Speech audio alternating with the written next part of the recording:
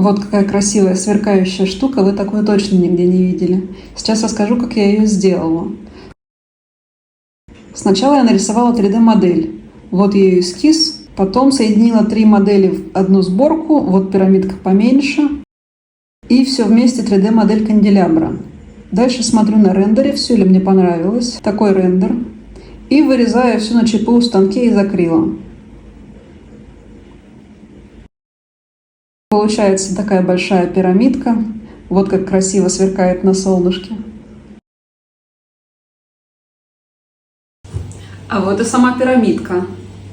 Вот такая большая у меня осталась для себя. Если вовнутрь заглянуть, там вообще калейдоскоп получается. Обожаю просто. Посмотрите еще раз на маленькие. Кайф. Просто кайф.